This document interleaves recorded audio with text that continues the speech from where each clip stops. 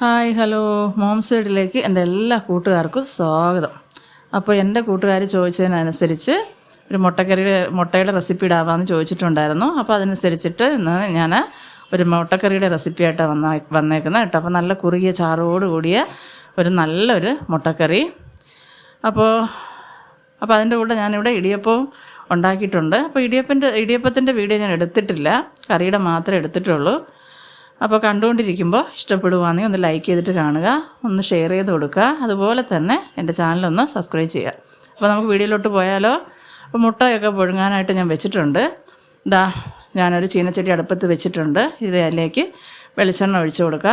അപ്പോൾ വെളിച്ചെണ്ണയിൽ ചെയ്തെടുക്കുമ്പോൾ ഇതിനൊക്കെ ഒരു പ്രത്യേക ടേസ്റ്റാണ് കേട്ടോ. അപ്പോൾ ഞാൻ 3 ടീസ്പൂൺ വെളിച്ചെണ്ണ ഒഴിച്ചിട്ടുണ്ട്. ഇനി അതിലേക്ക് നമുക്ക് ആവശ്യത്തിനുള്ള കടുക് ഇട്ട് കൊടുക്കുക. 1/2 ടീസ്പൂൺ കടുക് എടുത്തിട്ടുണ്ട്. കടുക് നല്ലപോലെ പൊട്ടി വരട്ടെ. പൊട്ടി വന്നതിന് ശേഷം ഞാൻ ഒരു 3/4 ടീസ്പൂണ് പെരിഞ്ജീരകം കൂടെ ഇതിലേക്ക് ഇട്ട് കൊടുത്തിട്ടുണ്ട്. അപ്പോൾ പെരിഞ്ജീരകം എല്ലാം പൊരിഞ്ഞ് വന്നതിന് ശേഷം നമുക്ക് ഒരു തണ്ട് കറി ലീഫ് ഇട്ട് കൊടുത്തതിന് ശേഷം നമുക്കതിലേക്ക് ചെറുതായിട്ട് അരിഞ്ഞ് വെച്ചിട്ടുള്ള, നീളത്തിൽ തന്നെ അരിഞ്ഞ് വെച്ചിട്ട് നൈസായിട്ട് അരിഞ്ഞ് വെച്ചിട്ടുള്ള സവാള നമുക്ക് ഇട്ട് കൊടുക്കുക. അപ്പോൾ ഞാനിവിടെ ഒരു 4-5 സവാള എടുത്തിട്ടുണ്ട്. അപ്പോൾ എത്രയാണോ വേണ്ടത് അതിനനുസരിച്ച് സവാളയൊക്കെ എടുക്കുക. അപ്പോൾ ഇപ്പോൾ ഞാനൊരു കണക്ക് പറഞ്ഞാൽ നിങ്ങൾക്ക് എത്ര ചെയ്യണമെന്ന് എനിക്കറിയത്തില്ലല്ലോ. അപ്പോൾ അതിനനുസരിച്ച് എടുക്കുക. ഞാനിപ്പോൾ ഒരു 5-6 പേർക്കൊക്കെ കഴിക്കത്തക്ക രീതിയിലാണ് ചെയ്യുന്നത്. അപ്പോൾ അതിലേക്ക് ഞാൻ ഒരു 1.5 ടീസ്പൂണ് ഇഞ്ചി വെളുത്തുള്ളി പേസ്റ്റ് ചതച്ചതും കൂടെ ചേർത്ത് കൊടുത്തിട്ടുണ്ട്. ഇതെല്ലാം കൂടെ നമുക്കൊന്ന് വഴറ്റിയെടുക്കുക.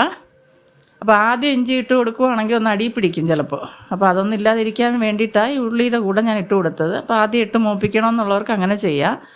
ഇതിലേക്ക് ഞാനൊരു 3 പച്ചമുളക്, വലിയ എരിവില്ലാത്ത പച്ചമുളക് തന്നെ എടുത്തേക്കുന്നത്, 3 ഇട്ട് കൊടുത്തിട്ടുണ്ട്. ഇനി നമുക്കിത് നല്ലപോലെ ഒന്ന് വഴറ്റിയെടുക്കണം.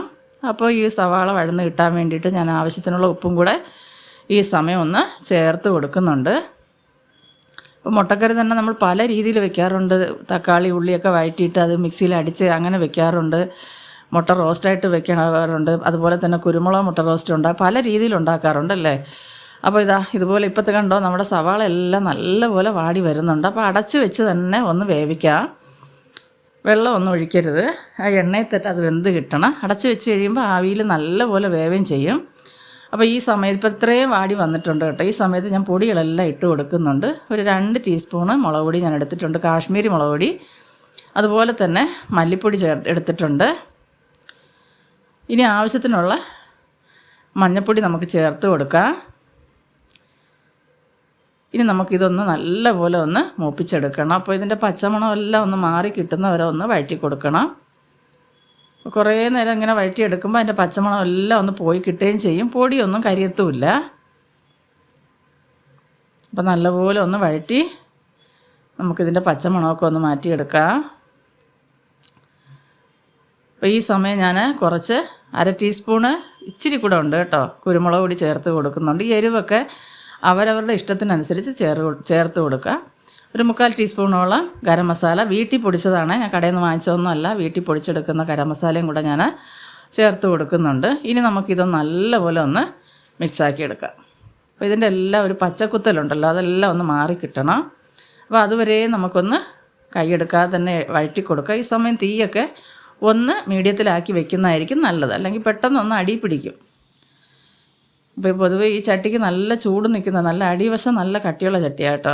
അപ്പോൾ നമ്മൾ തീയൊക്കെ ആ സമയത്ത് അനുസരിച്ച് കൂട്ടിയും കുറച്ചുമൊക്കെ എപ്പോഴാണോ കൂട്ടേണ്ടതെന്ന് അറിയാമല്ലോ, കൂട്ടി വയ്ക്കുക. കൂട്ടിയിട്ട് നമ്മൾ ചെയ്യുമ്പോൾ ഉള്ളിയൊക്കെ ഇടുമ്പോൾ കുഴപ്പമില്ല, പൊടിയൊക്കെ ഇടുമ്പോൾ നമ്മളൊന്ന് മീഡിയത്തിൽ വെക്കുന്നതായിരിക്കും നല്ലത്. അപ്പോൾ നല്ലപോലെ വഴറ്റി പച്ചക്കുത്തെല്ലാം മാറിയതിന് ശേഷം അതിലേക്ക് ഞാൻ 2 തക്കാളി എടുത്തിട്ടുണ്ടായിരുന്നു. അപ്പോൾ ആ 2 തക്കാളിയും കൂടെ ഇവിടെ ചേർത്ത് കൊടുക്കുന്നുണ്ട്. അതും കൂടെ നമുക്ക് നല്ലപോലെ വഴറ്റിയെടുക്കണം. അപ്പോൾ ഇതൊക്കെ ഇട്ടതിന് ശേഷം നമുക്കൊന്ന് അടച്ച് വെച്ച് വേവിക്കാം.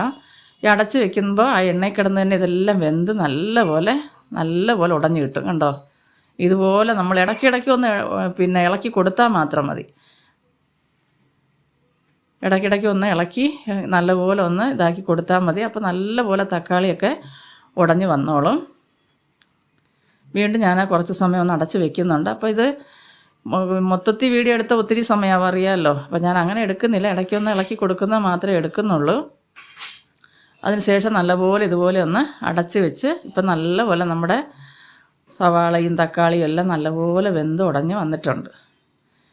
ഈ സമയം ഞാൻ നല്ല തിളച്ച വെള്ളം, തിളച്ച വെള്ളം തന്നെ ഒഴിച്ചു കൊടുക്കുന്നുണ്ട് കേട്ടോ. പച്ചവെള്ളം ഒഴിക്കണ്ട, തിളച്ച വെള്ളം തന്നെ ഒഴിച്ചു കൊടുക്കുമ്പോൾ അതിനൊരു പ്രത്യേക ഒരു രുചി. അപ്പോൾ ഞാൻ ഈ മുട്ടക്കറി ഉണ്ടാക്കുമ്പോൾ തേങ്ങ ഒന്നും നമ്മൾ ചേർക്കുന്നത്, അപ്പോൾ നല്ലൊന്ന് കുറുകി കിട്ടാനായിട്ട് ഞാൻ ഒരു 1.5 ടീസ്പൂൺ അരിപ്പൊടി, നമ്മുടെ അപ്പപ്പൊടിയൊക്കെ ഇല്ലേ, അതെടുത്തിട്ടുണ്ട്. അപ്പോൾ ഇതൊക്കെ വേണമെങ്കിൽ മാത്രം ചെയ്താൽ മതി കേട്ടോ. നമ്മൾ വീട്ടിലിങ്ങനെ പല രീതിയിലും ചെയ്യാറുണ്ട്. അപ്പോൾ നിങ്ങൾക്ക് ഇഷ്ടപ്പെടുവാണെങ്കിൽ മാത്രം ചെയ്താൽ മതി, ഇത് നിർബന്ധമൊന്നുമില്ല കേട്ടോ. നല്ലപോലെ കുറുകി കിട്ടാൻ വേണ്ടിയിട്ടാണ്, നല്ല ചാറ് ഇങ്ങനെ കുറുകിയിരിക്കാൻ വേണ്ടിയിട്ടാണ് ഞാനിത് ചേർക്കുന്നത്. അപ്പോൾ ഇതാ ഒരു 1.5 ടീസ്പൂൺ എടുത്ത് പച്ചവെള്ളത്തിൽ കലക്കി അതൊന്ന് ഒഴിച്ച് കൊടുത്താൽ മതി. എന്നിട്ട് നമുക്ക് ആവശ്യത്തിനുള്ള വെള്ളം ചേർത്ത് കൊടുക്കാം. ഈ സമയത്ത് ഉപ്പൊക്കെ നോക്കിയിട്ട്, ഉപ്പ് വേണമെന്നുണ്ടെങ്കിൽ നമുക്ക് ഉപ്പൊക്കെ ഇട്ട് കൊടുക്കാം. ഇനി ഇത് നല്ലപോലെ ഒന്ന് തിളച്ച് വരണം. അപ്പം തിളച്ച് തുടങ്ങിയിട്ടുണ്ട്. ഈ സമയം ഞാനൊരു 1/2 ടീസ്പൂണ് പഞ്ചസാര ഇട്ട് കൊടുത്തിട്ടുണ്ട്. അപ്പോൾ ഈ എരിവും പുളിയും എല്ലാം ഒന്ന് ബാലൻസ് ചെയ്ത് നല്ലൊരു ടേസ്റ്റ് കിട്ടും കറിക്ക്. അത് വേണമെങ്കിൽ ഇഷ്ടമുണ്ടെങ്കിൽ മാത്രം ഇട്ടാൽ മതി കേട്ടോ. ഇതൊന്നും നിർബന്ധമൊന്നും അല്ല, ഓരോ രീതിയിൽ ഉണ്ടാക്കി കൊടുക്കാൻ വേണ്ടിയിട്ട് ഇങ്ങനെ ചെയ്യുന്നുള്ളേ ഉള്ളൂ. ഞാൻ പല രീതിയിലുള്ള മുട്ടക്കറി വെക്കാറുണ്ട്. അപ്പോൾ നിങ്ങൾക്ക് ഇഷ്ടമുണ്ടെങ്കിൽ മാത്രം പഞ്ചസാര അങ്ങനെ ചേർത്താൽ മതി. അതിന് ശേഷം ഞാനിവിടെ കുറേ മല്ലിയില ഇതുപോലെ കുനുകുനായിട്ട് അരിഞ്ഞ് വെച്ചിട്ടുണ്ടായിരുന്നു, അതും ചേർത്ത് കൊടുത്തിട്ടുണ്ട്. അപ്പോൾ ഇപ്പോൾ അതെല്ലാം നല്ലപോലെ തിളച്ച് വന്നിട്ടുണ്ട്. ഇപ്പോൾ ഈ സമയം ഞാനിതാ മുട്ടയും കൂടെ ഇട്ട് കൊടുത്ത് ഒരു 2-3 മിനിറ്റ് ഒന്ന് തിളപ്പിച്ചെടുത്ത് ചെറു തീയിൽ വെച്ചൊന്ന് ഇപ്പം നല്ലപോലെ നമ്മുടെ അരപ്പെല്ലാം ഇതായിട്ടുണ്ടല്ലോ. അപ്പോൾ ഒരു 2-3 മിനിറ്റ് ഒന്ന് വെച്ചതുപോലെ ഒന്ന് തിളപ്പിച്ചെടുത്താൽ നമ്മുടെ മുട്ടക്കറി ഇവിടെ റെഡി ആയിട്ടുണ്ട്. കണ്ടോ? അപ്പോൾ ചാറൊക്കെ എത്ര വേണോ നിങ്ങൾക്ക് അത് അനുസരിച്ചെടുക്കാം കേട്ടോ, അതിനനുസരിച്ചെടുക്കാം. ഞാനിപ്പോൾ കറി വാങ്ങി വെച്ചിട്ടുണ്ട്. തണുത്ത് കഴിയുമ്പോൾ നല്ലപോലെ കറി കുറുകി വരും.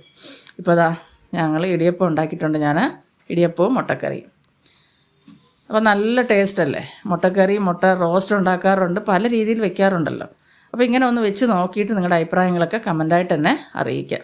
അപ്പം നല്ല കുറുകിയ ചാറോട് കൂടിയ മുട്ടക്കറി ഇവിടെ റെഡി ആയിട്ടുണ്ട്. കണ്ടല്ലോ, കാണാനും കഴിക്കാനും അടിപൊളിയാണ്. അപ്പോൾ എല്ലാവരും ഒന്ന് ഉണ്ടാക്കി നോക്കിയിട്ട് നിങ്ങളുടെ അഭിപ്രായങ്ങളൊക്കെ അറിയിക്കുക. എന്നും ഒരേ രീതിയിൽ വെക്കാതെ മാറ്റി മാറ്റി പല രീതികളിലാണ് നമ്മൾ ഓരോന്ന് ചെയ്ത് നോക്കുന്നത് അല്ലേ. അപ്പോൾ എല്ലാവർക്കും ഇഷ്ടപ്പെടുമെന്ന് കരുതുന്നു. നാളെ ഇതേ സമയം അടുത്തൊരു വീഡിയോ ആയിട്ട് കാണുന്നത് വരെയും എല്ലാവർക്കും ബൈ.